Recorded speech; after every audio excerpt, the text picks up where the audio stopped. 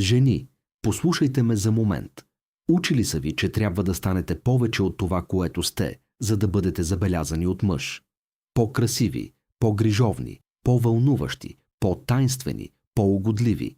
Казвали са ви, че ако изиграете ролята правилно, усмихнете се в точния момент, отговорите достатъчно бързо, облечете се правилно и въплъщавате образа на съвършената жена.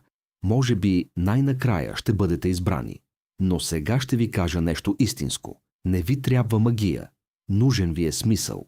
Защото когато една жена говори от истината, с правилното усещане за момент и правилната енергия, тя не просто остава в паметта му. Тя прониква в нервната му система. Тя се превръща в нещо, което той усеща. Оставете това да се просмуче за момент. Сега слушайте внимателно. В някакъв момент от живота ви някой ви е разказал грешна история. Убедили са ви, че трябва да се откажете от части от себе си, за да задържите вниманието на един мъж.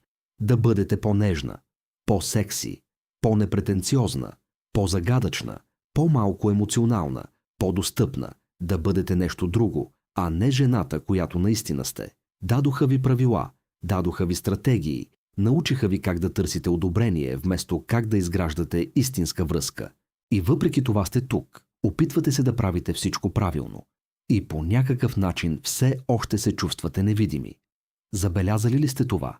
Някои жени могат да говорят безкрайно и въпреки това не оставят никаква следа.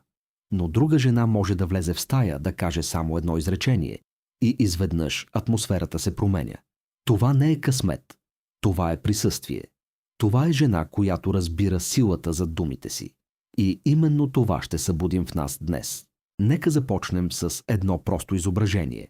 Представете си, че стоите до езеро, толкова тихо, че изглежда като стъкло. Никакъв вятър, никакво движение, никакъв звук. Само тиха, недокосната спокойствие. После вземате най-малкия камък в ръката си и го пускате да падне във водата. И дори този миниатюрен камък изпраща кръгове по цялата повърхност. Това е, което могат да направят правилните думи. Те не трябва да бъдат силни, те не трябва да бъдат настоятелни. Те трябва само да бъдат целенасочени. Едно тихо изречение може да отеква още дълго, след като сте си тръгнали. Но ето я неудобната истина. Повечето жени не хвърлят камъчета. Те хвърлят скални блокове.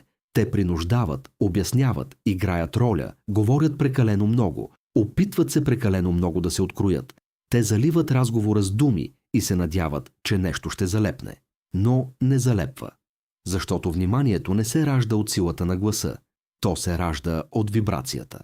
Оставете тази фраза да отекне за момент в тялото ви. Ето истинската истина. Подсъзнанието, мястото, където привличането наистина живее, не реагира на логика. То реагира на емоция, символ, енергия.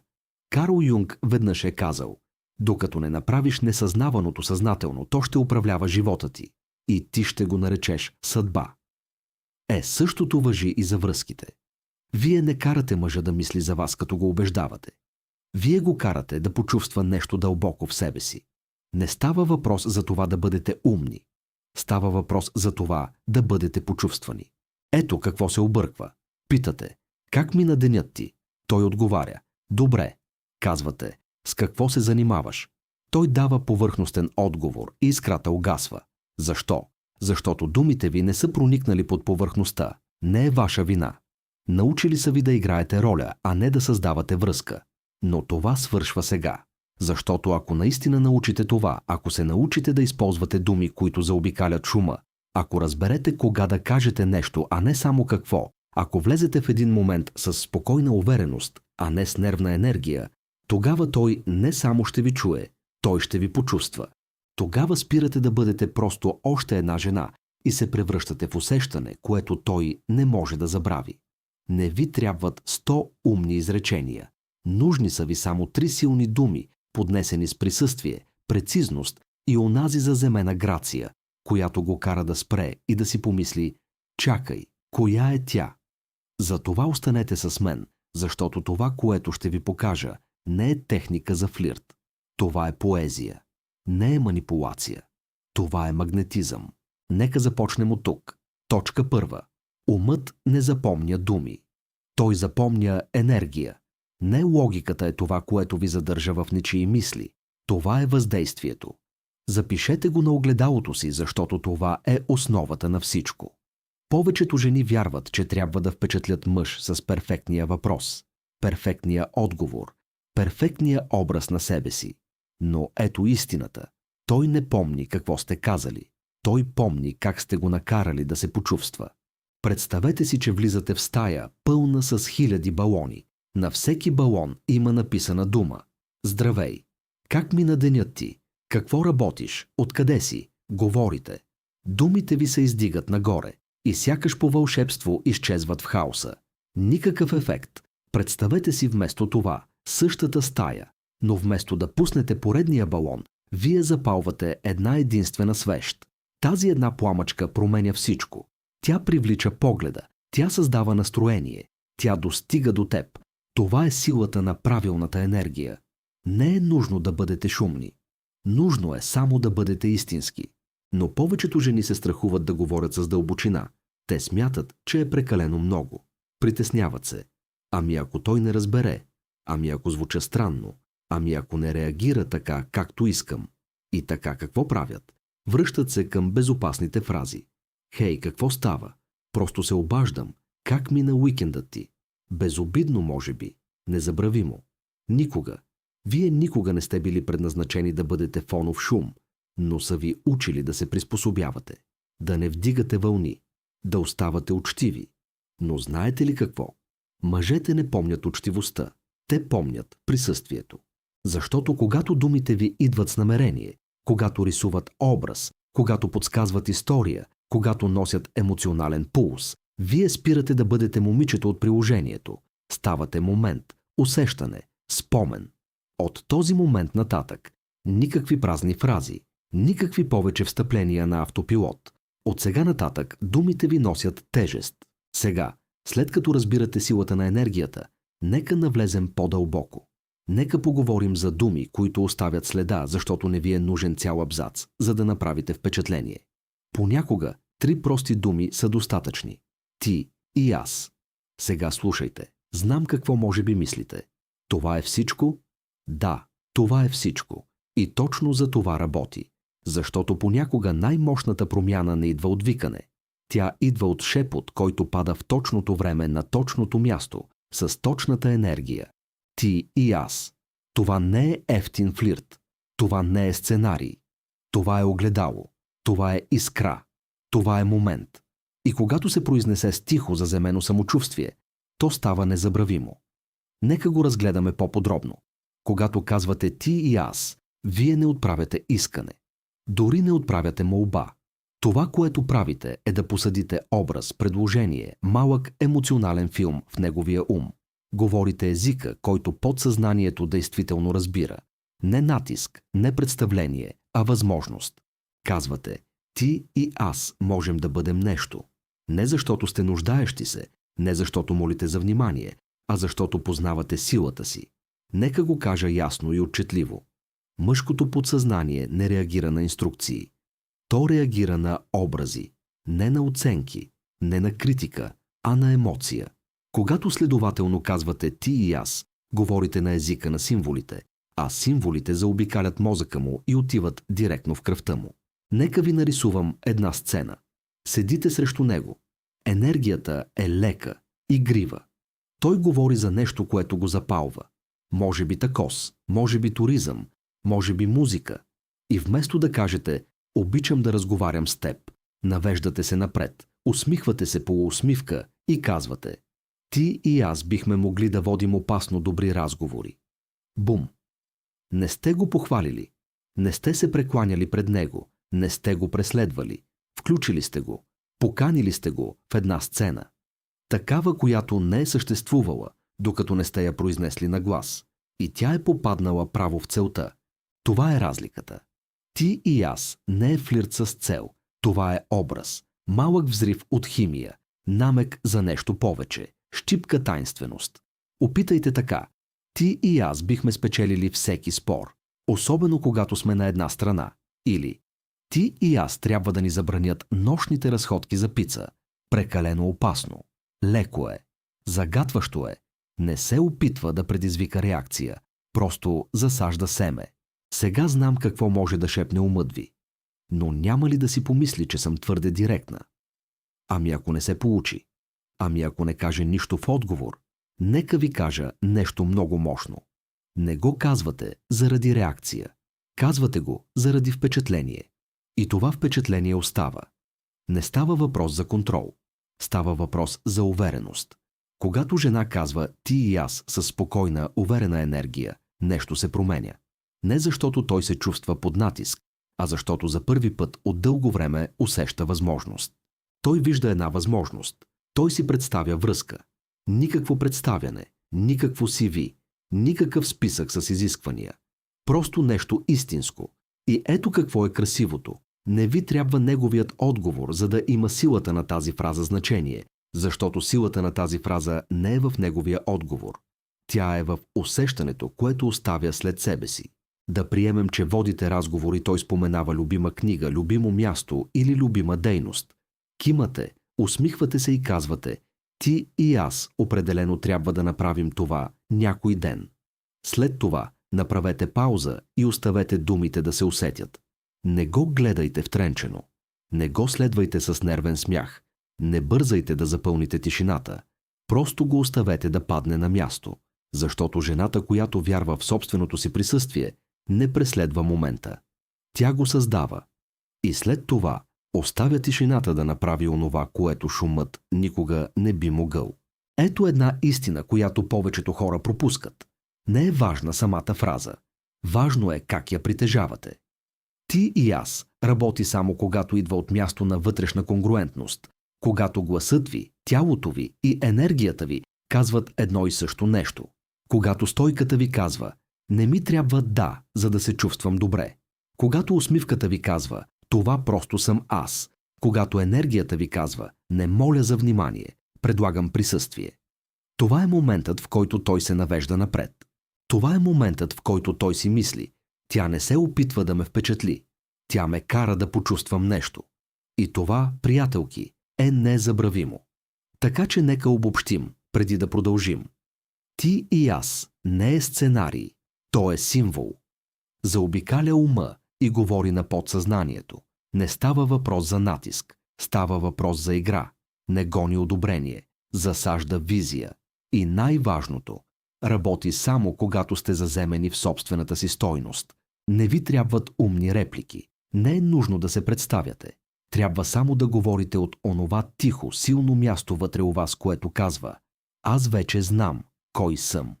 Защото когато използвате тази фраза от това място, той не само я чува, той я усеща и той не я забравя.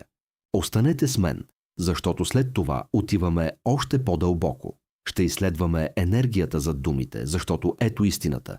Можете да кажете най-мощното изречение на света, но ако го кажете с грешна енергия, то умира преди да е достигнало до някого. Имате изречението. Познавате символа. Държите 3 думи, които могат да преминат като вълна през нечий ум. Ти и аз. Но нека сега направим едно нещо кристално ясно. Думите сами по себе си не са достатъчни. Защото ако кажете правилното нещо с грешна енергия, то умира, преди да е имало шанс да достигне до него. Оставете тази истина за миг да потъне в гърдите ви. Вашата енергия говори много преди устните ви изобщо да са се раздвижили, а тялото, то никога не лъже. Карл Юнг веднъж е казал: тялото изразява това, което душата не може да каже. И знаете ли какво? Мъжът може да чуе гласа ви, но това, което усеща, идва от езика на тялото ви, от тона ви, от присъствието ви. Добре, нека разбием това напълно, защото твърде много жени влизат в разговори с добри намерения, но с енергия, която шепне: моля те, хареса ме, моля те, потвърди ме, моля те, дай ми нещо, за да знам, че съм наред. И дори когато думите звучат уверено, вибрацията под тях е чисто вкопчване, а енергията не лъже. Нека дам един пример. 2 жени казват едно и също изречение: ти и аз щяхме да сме опасен отбор. Но едната го казва с кръстосани ръце, очи блуждаещи към пода и леко треперещ глас. Другата го казва с отпусната стойка, спокоен тон, Поддържа зрителен контакт точно достатъчно дълго, за да бъде усетен, а не принуден. Същите думи, напълно различна честота. Вече знаете коя от двете той помни. Втората. Защото тя не е измолвала реакция, не се е представяла, просто го е казала и го е оставила да живее. И така, ето в какво се състои промяната. Вие не гоните внимание. Вие повелявате присъствие. Не чрез шум, не чрез остроумие, а чрез вътрешна конгруентност. Това е, което прави една жена незабравима. Думите и казват едно нещо. И енергията и казва същото. Тялото му, гласът му и погледът му са съсредоточени. Без грабване, без бързане, без извинения за присъствието му. Нека поговорим за стойката. Защото тялото ви говори по-силно от устата ви. Запитайте се, отпуснати ли са раменете ви или прегърбени? Равен ли е гласът ви или забързан? Поддържате ли зрителен контакт като някой, който търси, или като някой, който споделя? Искате да въплъщавате тази една истина. Аз съм добре, независимо от реакцията ви. Това е увереност. Това е тишина. Това е сила. Не гръмкия тип. Не доминиращия тип. Заземения тип, който казва: доверявам се на себе си. Доверявам се на този момент. Искате ли да знаете най-магнетичния жест? Тишина. Когато всички останали се опитват да изпълнят въздуха с бърборене, движение, шум, вие просто сте там. Оставяте енергията си да изпълни пространството, не гласа си. Тишината не е пасивна, тя е мощна. Тя казва: не бързам да доказвам нещо. Не ме е страх от тишина. Аз съм спокойствието в стаята. Оставете тялото си да каже това преди да сте произнесли и дума. И сега го връщаме към нашата фраза. Ти и аз. Можете да го кажете 100 пъти. Но ако тонът ви е колеблив, ако очите ви блуждаят, ако цялата ви стойка крещи, надявам се, че ще проработи. Няма да проработи, защото мъжът не чува само думите. Той усеща вашето състояние. Той долавя нервната ви система. Той улавя напрежението в дъха ви, треперенето на ръцете ви, лекото колебание в гласа ви. И независимо дали може да го назове или не, неговото подсъзнание знае точно какво означава това. Тя не е сигурна в себе си. И ако не сте сигурни в себе си, той не може да ви почувства. Сега нека го обърнем. Казвате ти и аз, с приземена, игрива енергия. Гласът е равен, тялото отпуснато, очите топли, но не търсещи. И след това го пускате. Не наблюдавате реакцията му. Не молите момента да разцъфне. Просто го оставяте да се приземи като нежно камъче в тихо езеро. Това е моментът, в който той се сеща. Не защото сте направили сцена, а защото сте засадили нещо живо. Нека ви дам най-пренебрегваната стратегия от всички. Не бързайте да запълвате тишината. Тишината не е враг. Тишината е мястото, където живее въздействието. Кажете нещото. Кажете го с намерение. И след това направете пауза. Поемете дъх. Усмихнете се, дори само малко, и оставете тази тишина да се разтегне достатъчно дълго, за да стане запомняща се. Защото когато дадете на думите си пространство да дишат, те отекват. Нека спрем да го наричаме самоувереност. Нека го наречем това, което всъщност е конгруентност. Когато думите ти, тялото ти и енергията ти говорят един и същ език, хората се навеждат напред. Това е моментът, в който мъжете забелязват нещо различно. Това е моментът, в който те мислят: тя не се опитва да ме спечели. Тя ми показва кой вече е. И в свят, пълен с шум и представления, този вид автентичност е рядкост. Този вид присъствие остава. Ето вашата покана. Спрете да мислите за всяка дума. Започнете да насочвате енергията си. Не молете за разрешение да бъдете усетени. Говорете от онази част от вас, която вече знае, че тя е тази. Жената, която се помни, не е най-шумната в стаята. Тя е тази, която говори с тишина и след това оставя мълчанието да свърши останалото. Ето истината, за която почти никой не говори. Можете да имате правилните думи, можете да имате правилната енергия, но ако проговорите твърде рано, няма да разпалите химия, ще я накъсате. Защото в истинската връзка времето е свещено. Кажете го твърде рано и то ще падне като натиск. Кажете го твърде късно и прозорецът вече е затворен. но го кажете точно в правилния момент и няма просто да се свържете. Ще запалите нещо. Нека се върнем към нашата фраза «ти и аз». Кога я произнасяте е също толкова важно, колкото как я произнасяте. Мислете за времето като за музика. Дори най-красивата нота звучи погрешно, ако е изсвирена извън ритъм. Затова нека поговорим за ритъм, за прозорци, за онези фини магически моменти, които се отварят, когато енергията е точно такава, каквато трябва да бъде. Ето какво правят повечето хора грешно. Бързат. Опитват се да форсират момента, вместо да изчакат такъв. Хвърлят ти и аз в първите 10 минути на разговора, преди емоционалното пространство да е спечелено. Защо? Защото са нервни. Защото искат бързо да се свържат. Защото тишината ги безпокои. Но когато говорите преди мъжът да е готов да ви почувства, не изглеждате уверени. Изглеждате, като че се опитвате. Опитвате се да впечатлите. Опитвате се да тласкате нещата напред. Опитвате се да запълните пространството. И енергията на опитването се усеща винаги. Нека обърнем нещата. Нека поговорим за жената, която чака. Не пасивно, а интуитивно. Тя усеща промяната в ритъма. Усеща момента, когато разговорът олекне, когато той се наклони малко по-близо, когато тонът му умекне, когато започне да разкрива части от това, кой всъщност е. Това е прозорецът.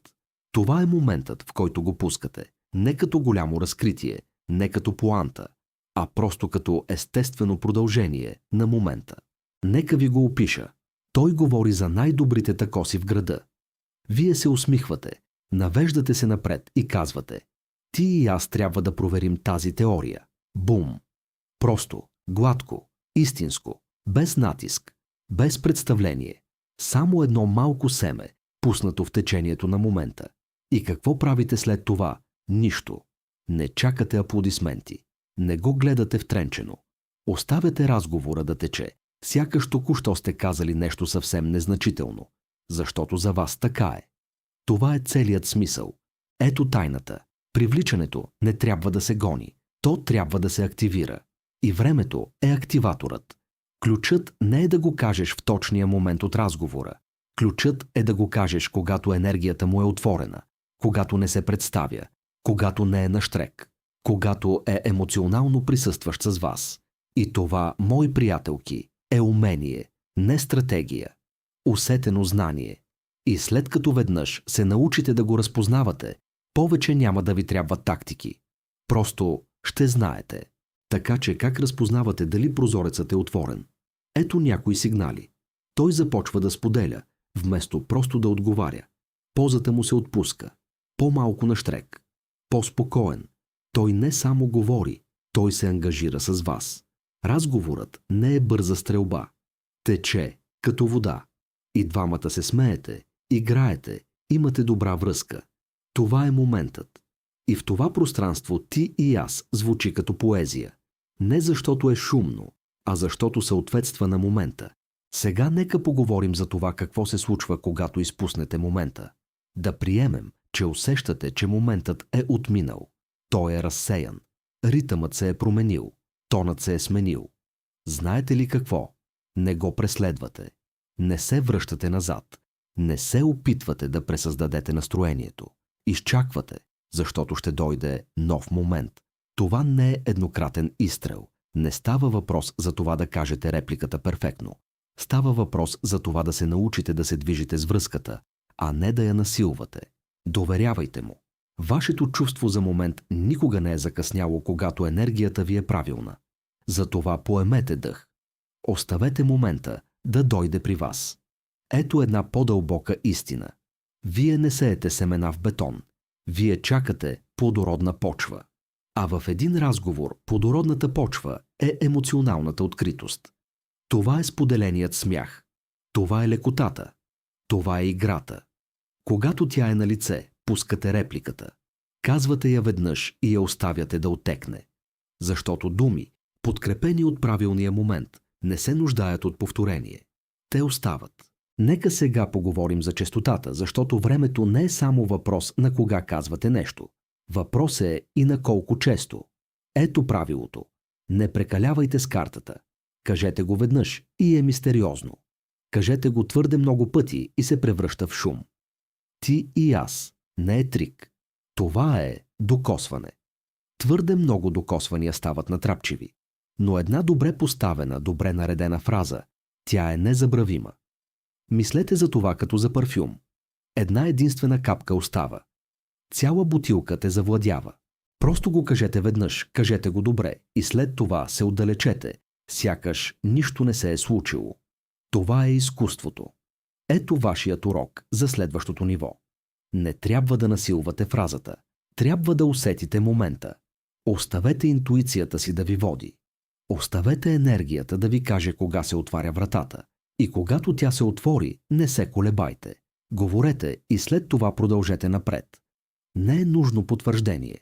Без преосмисляне. Просто оставете това, което сте посяли, вече да върши своята работа. Говорихме за думи. Говорихме за енергия. Говорихме за момента. Но сега нека поговорим за нещо по-дълбоко, защото когато казвате «ти» и «аз», вие не просто хвърляте умна реплика. Вие каните някого в символ, в мит, в момент, който не говори само на мъжа пред вас. Той говори на нещо в него. Нещо по-старо от логиката. Нещо по-дълбоко от флирта. Нека бъдем ясни. Подсъзнанието не говори немски. То не реагира на инструкции. То реагира на емоция, образ, символ, история. Затова един прост израз като «ти» и «аз» удря по-силно от безупречно изграден абзац, защото това не е просто изречение. Това е огледало. То му показва поглед към потенциала. То шепне: ето какво бихме могли да бъдем. Карл Юнг прекара живота си в изучаването на подсъзнанието. Не само личното подсъзнание, но и колективното.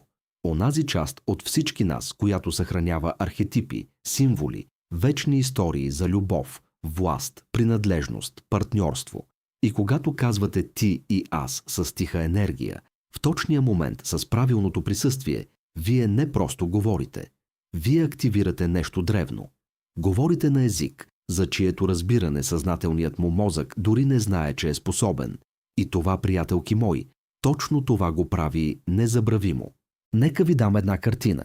Казвате му: ти и аз щяхме да създадем малко неприятности, нали? Сега, на пръв поглед, това е игриво, но под повърхността е многопластово. Рисува ви и двамата като герои в история. Създава едно ние, там където преди е имало само ти и аз. Измества динамиката от непознати към съавтори. Вие не просто говорите, вие поемате роля и го каните да влезе в нея. И той може да се усмихне, да се засмее и да продължи. Но по-късно, сам в тишината, тази фраза се завръща отново. Това е нещо, което аз наричам ефекта на митичната памет. Когато думите ви носят символна тежест, те не остават само в момента. Те оттекват в подсъзнанието му. Може би той не помни точно какво сте казали, но помни как се е чувствал. Помни присъствието ви. Помни паузата. Помни този миг на искра. И това, мои приятелки, това е въздействие. Но нека слезем още едно ниво по-дълбоко, защото ето го частта, която никой не ви казва. Когато се научите да говорите така, с сила, с елегантност, с онази спокойна женска увереност, вие няма да бъдете незабравима само за него. Ще бъдете незабравима за себе си. Оставете това да се засели в съзнанието ви. Това пътуване никога не е било само за това как да говорите с един мъж. Това пътуване е за това как говорите със собствената си сила, как си връщате гласа вътре в себе си. Гласа, който не пита, не умолява, не се преструва, а просто казва: аз вече знам, че съм тя. Това е истинската промяна. Не в това как той ви вижда, а в това как вие се виждате себе си. И така, нека съберем всичко заедно. Казвате: ти и аз трябва някой ден да изпробваме онова малко джаз бар. И след това го пускате. Никаква пауза, никакъв натиск, никакво обяснение, защото не чакате да бъдете избрани. Вие сте изборът. И думите ви отразяват точно това. Не с арогантност, а с лекота, с грация, с присъствие. И ето последното парче, което повечето жени пропускат. Тишината, която следва, е също толкова мощна, колкото самото изречение. Когато кажете ти и аз, и веднага след това потърсите реакция, убивате магията. Защо? Защото когато сигнализирате прекалено много, всъщност казвате: чакам вашето одобрение. Трябва да отговориш преди да се почувствам сигурна. Но жената, която разбира силата си, прави нещо различно. Тя оставя изречението да падне като тих искра и след това му позволява да диша. Тя не се носи над него. Не го обяснява. Просто го оставя там, с тихо самочувствие. Мислете за думите си като за изкуство. Едно шедьовърно произведение не моли да бъде разбрано. Не гони зрителя из залата. То просто съществува. Силно, ясно, незабравимо. И човекът, застанал пред него, започва да се взира по-отблизо. Той се пита. Усеща нещо, което не може лесно да назове. Това е, което става вашата енергия, когато е наистина пренасочена. Вие не гоните вниманието. Вие го притегляте. Вие не се повтаряте. Вие оставяте ехо. И в пространството, което създавате след това, в онова тихо пространство, в което не се опитвате да контролирате резултата, там започва истинската сила. Затова сега се връщаме към началото. Не е нужно да ставате по-силни. Не е нужно да ставате по-нежни, по-красиви, по-съблазнителни, по-впечатляващи, по-забавни. Трябва само да говорите от място на тишина, истина и вътрешна хармония. Трябва да спрете да се преструвате на свързаност и да започнете да я оставяте да дойде при вас. Спрете да се взирате в перфектните думи и започнете да се доверявате на перфектния момент. Защото когато смисъл, тайминг и присъствие се срещнат заедно, вие не просто казвате нещо, което той ще запомни. Вие казвате нещо, което той ще почувства. И когато казвате ти и аз от това заземено място, то вече не е просто флирт, не е тактика. Превръща се в отражение на вашата увереност. Напомня му и напомня на вас, че не сте фоново шушукане в нечия друга история.